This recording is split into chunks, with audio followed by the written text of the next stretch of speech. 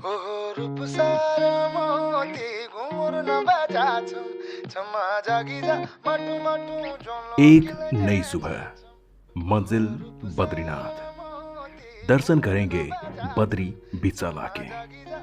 लेकिन हम लोग निकले थे चोपता से, कर्णप्रयाग, गोपेश्वर, पीपलकोटी, जोशीमठ, गोविंद घाट और फिर बद्रीनाथ धाम की ओर। कर्णप्रयाग के रास्ते पे हम लोग जब गुजर रहे थे, जो कि पिंडारी गंगा और अलकनंदा के मिलन से ही बना हुआ है।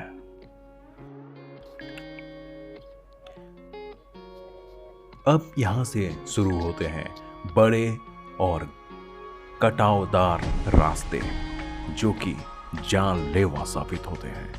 लेकिन मन में था अटूट विश्वास और भरोसा भगवान बद्रीनाथ के ऊपर, और उनकी दर्शन की अभिलाषा लेकर हम लोग आगे चल पड़े थे।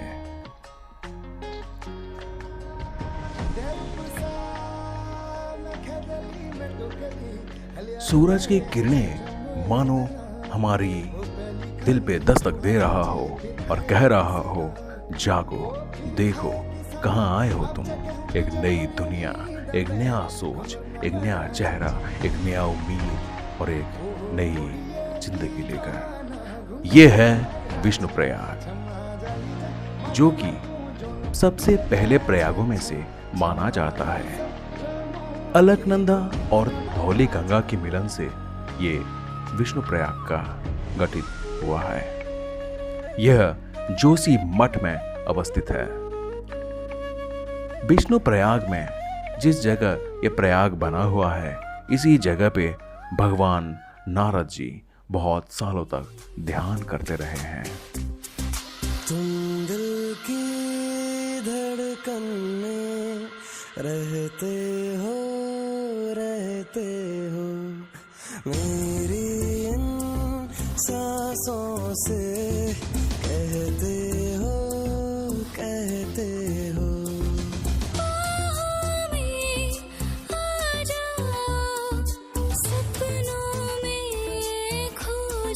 जब कोई बात बिगड़ जाए, जब कोई मुश्किल पड़ जाए, तुम देना साथ मेरा ओ हमनवा। न कोई है न कोई था जिंदगी में तुम्हारे सिवा, तुम साथ मेरा ओ हमनवा। तुम देना साथ मेरा ओ हमनवा। तेरी उम्मीद तेरा इंतजार करते हैं। नरसिम्हा टेम्पल, जो कि जोशी मठ में स्थित है। जब भारी ठंडी के मौसम में बर्फबारी होती है और भक्तों का आवागमन बंद हो जाता है, उसी समय भगवान बद्रीनाथ को यहाँ नरसिंह टेम्पल में लाया जाता है। यह मंदिर को भगवान आदि शंकराचार्य ने 8वीं शताब्दी में निर्माण करवाया था। हम लोग विष्णु प्रयाग से आगे चले जोशी मठ की तरफ। रास्ते में हमको मिला नंदा देवी जातीय उद्यान।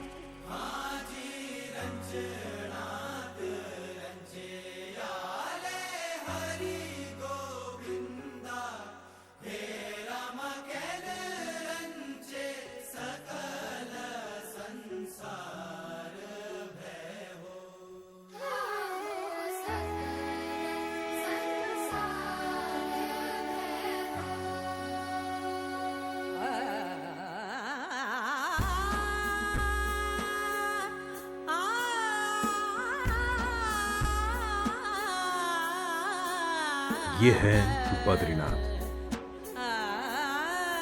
बद्री यानी कि एक प्रकार का पेड़, जिसको कि भगवान विष्णु स्वयं खाते थे और यहाँ पे ध्यान मग्न अवस्था में बैठते थे।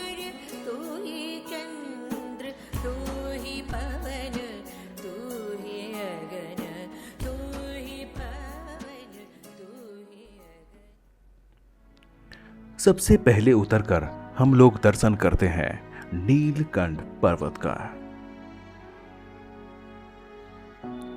बद्रीनाथ यह एक उत्तराखंड का चमोली डिस्ट्रिक्ट के अंतर्गत नगर पंचायत है और इसी के बगल में ही गुजरती है अलकनंदा नदी। भगवान आदि शंकराचार्य ने ही इस मंदिर का पुनः निर्माण करवाया था। आदि शंकराचार्य ने आज का जो बाल स्वरूप बद्रीनाथ जी का प्रतिमा है उसको अलकनंदा की नदी से उद्धार करके यहाँ पे प्रतिष्ठा और पूजा करवाया था। भागवत पुराण के अनुसार यहाँ एक बद्रिकाश्रम था। आप लोग देख सकते हैं इस आश्रम का आज भी छवि। बद्रिकाश्रम में भगवान विष्णु ने नर और नारायण के रूप में अधिष्ठित बहुत सालों तक यहाँ पे तपस्या किए थे। बद्रीनाथ को भगवान आदि शंकराचार्य ने जब उद्धार और प्रतिष्ठा किया, इसी के वजह से यहाँ पे एक मठ जो कि ज्योतिर्मठ के नाम से जाना जाता है, इसको यहाँ पे भी प्रतिष्ठा किया गया है। 4 धामों में से अन्य एक धाम बद्रिकाश्रम और बद्रीनाथ धाम। बद्रीनाथ धाम की महिमा। बद्रीनाथ जी के दर्शन के लिए लंबे कतारों में भक्त लगकर आगे बढ़ते रहते हैं। यहाँ की खूबसूरत वादियों में और शांत वातावरणों में लोग यहाँ पे पिंडदान, शुद्धि क्रिया और ध्यान पूजा वह करते हैं।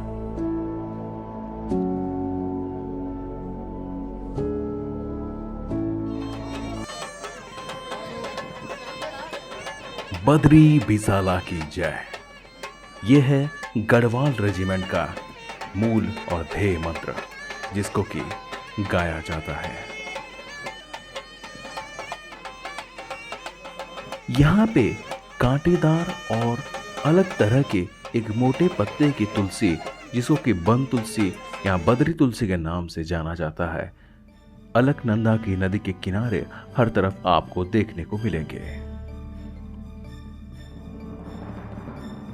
बद्रीनाथ की नीचे एक तप्त कुंड है, जिसको कि नारद कुंड भी कहा जाता है। यहाँ पे भक्त नहाकर भगवान बद्रीनाथ का दर्शन के लिए आगे बढ़ जाते हैं।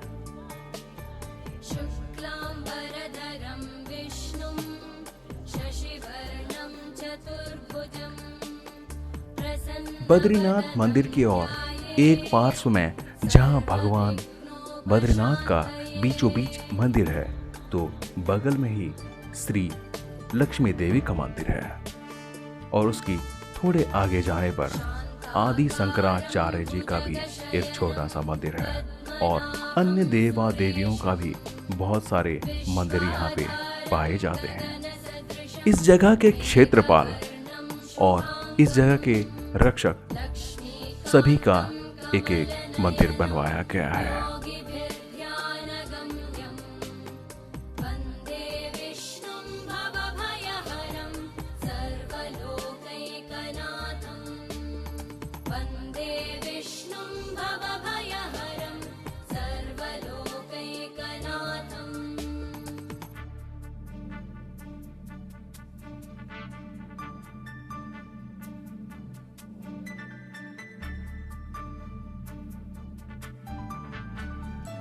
भगवान बद्रीनाथ की दर्शन करने के बाद हम लोग चले माणा गांव की तरफ, जो कि भारत का पहला गांव माना जाता है।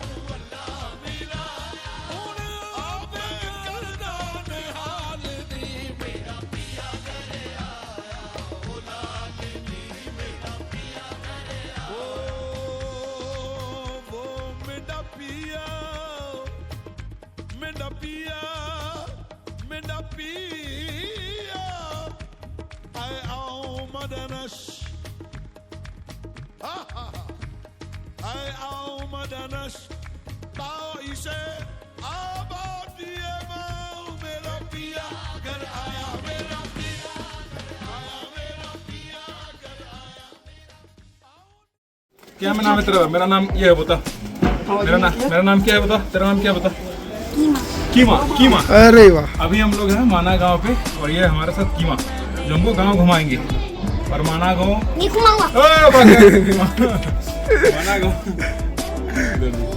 माना गांव इंडिया का आखिरी विलेज या फिर पहली विलेज कहा जाता है जो चाइना बॉर्डर से सटा हुआ है। ये आ गया कीमा विलेज कहा जाता है। और चलिए आपको घुमाते इसी रास्ते से पांडवों ने स्वर्ग की यात्रा की थी। तो चलिए आपको कीमा के साथ पूरे माना गांव बुलाते हैं।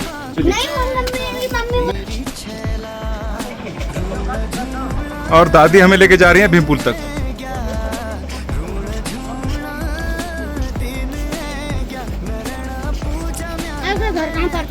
हमारा बरगढ़ उड़ीसा। दादी बता रही हैं ये सेब का पेड़ है। हाँ सेब है और ये सब का फल लगे हुए हैं। सेब लगा, छोटे छोटे सेब लगा। हाँ हमारे सामने। और ये सेब का पेड़ ऊपर में जब आप लोग आएंगे देखेंगे इससे बड़ा हो जाएगा और वो जामुन फलेगा उस टाइम पे। और आपको ले जा रहा है फ्लावर, ठीक है।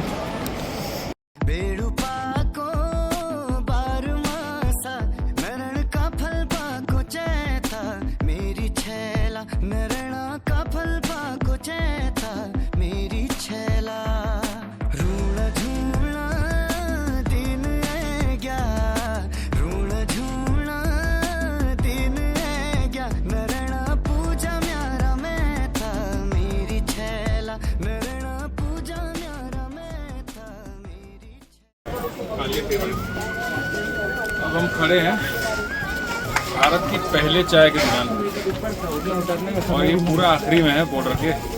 तो आइए चलिए टेस्ट करते हैं पहले चाय की दुकान में कैसा चाय बनाते हैं।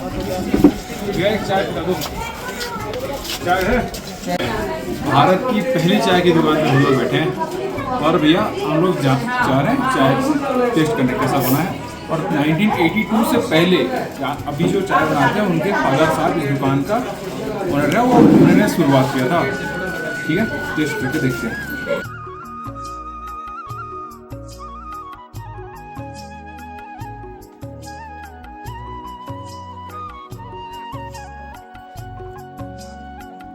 ये वही जगह है जहाँ पे वेद व्यास जी ने महाभारत की रचना की शुरुआत की थी। और नीचे जहाँ पे गणेश जी का गुफा है वहाँ पे गणेश जी रहते थे और यहाँ पे आके महाभारत का पूरी लिखाई की गई। चलिए आगे मिलते हैं हम लोग भीमपुल के तरफ। जिस रास्ते से पांडवों ने यहाँ से पूरा होकर स्वर्ग तक का रास्ता सफर किया था और यहीं पे ही बगल में है सरस्वती नदी का पहला स्रोत जहाँ से सरस्वती नदी का उद्गम हुआ है। और चलिए आपको ले चलते हैं जिस रास्ते से पांडवों ने स्वर्ग की तरफ गतिमान हुए।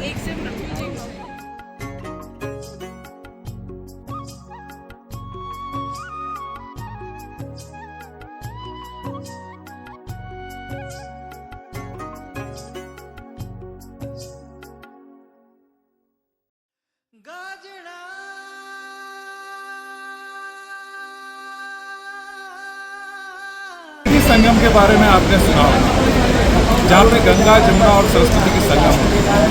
और इसी साल आपने उस संगम में जाके महाकुंभ में डुबकी भी लगाया होगा।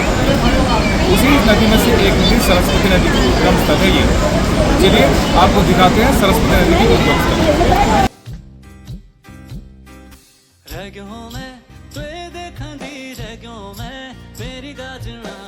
गाजना तुए देखा दी रह गयो मैं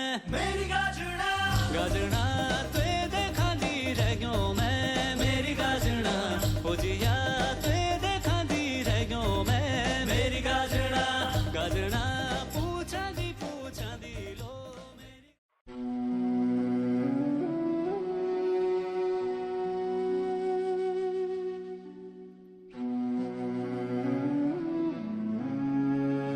आइए ये स्वर्गराहन मार्ग है और पांडवों के आगे आगे एक भैया वृंदावन आपका हो देख गया रहे हैं, फोटो। जो कि धर्मराज युधिष्ठिर के जस्ट पहले है।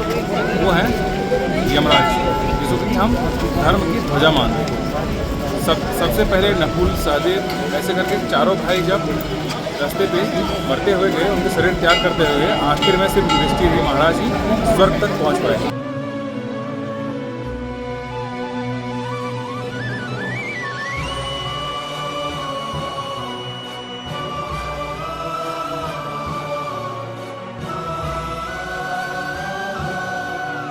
ये धर्म की देवता यमराज है, जो कि कुत्ते स्वरूप में स्वर्ग तक चले थे धर्मराज जी।